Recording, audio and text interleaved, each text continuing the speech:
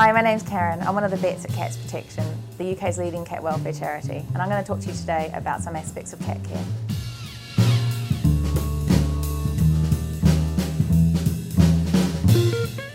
Hi, I'm going to talk to you today about how to get rid of fleas on cats. Fleas are the most common skin parasite of cats, and they can cause all sorts of problems for your cat: skin diseases, allergies, all sorts of issues in the home as well.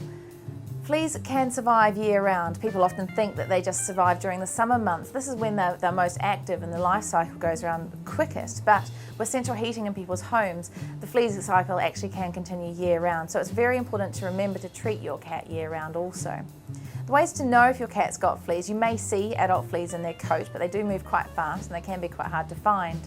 There's something else to look for called flea dirt, which is actually flea feces or flea poo. It's digested blood from your cat. It looks like just little specks of pepper, but if you use a fine-tooth comb and tap some of these little black specks out onto a white tissue and rub it with some water, you'll see that it comes up as a rusty or red colour, and this tells you it's digested blood and that there have been fleas around. When it comes to trying to get rid of fleas on your cat, it's really important to know just a little bit about their life cycle. Adult fleas are just the tip of the iceberg. They're only around about 5% of the population. These adult fleas, once they've had a meal from your cat, they lay eggs at around about 50 eggs per day per flea. So you can imagine that the population of fleas goes exponential during the summer months. These eggs will fall off your cat into the environment, into your home, living in your soft furnishings and your carpets or the cracks in your floor.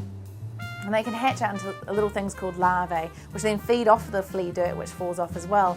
They in turn turn into little things called pupa, and these pupa can be really difficult to kill. They can last up to 2 years in your environment, and they are what causes the main problem. So from listening to all of this, you can understand that treating cats in the environment is actually just as important as treating the fleas that are on your cat. So because of this, it can be really important to use an environmental spray, and it's good to use one that comes from your vet, that's reputable and you know is going to work and not going to be toxic. Follow the instructions carefully. When it comes to treating your actual cat, there are a few things to remember here as well. Not all flea treatments are created equal, and it is important to take your vet's advice on which one is appropriate for your cat. There are many products that go on the back of the neck. They all go onto the skin, just at the back of the head, part the fur until you can see the skin and put the whole vial in one space. All those different products that are little back of the neck products, they're all actually quite different to each other. And again, it's important to take your vet's advice as to which one's most appropriate and be very careful to make sure you use one that is for cats only. There are some dog products on the market which can be very toxic to cats, and every year many cats lose their lives to permethrin poisoning. It's a very serious and by far the most common poisoning of cats. So it's important not to use dog products on your cat or let cats come into contact with dogs that have had them on. Products that come from your veterinary practice have been licensed and gone through stringent testing. This means that we know that they work and we know that they're going to be safe. Other products from other sources may not be so safe, so it's important to be careful where you get your products from.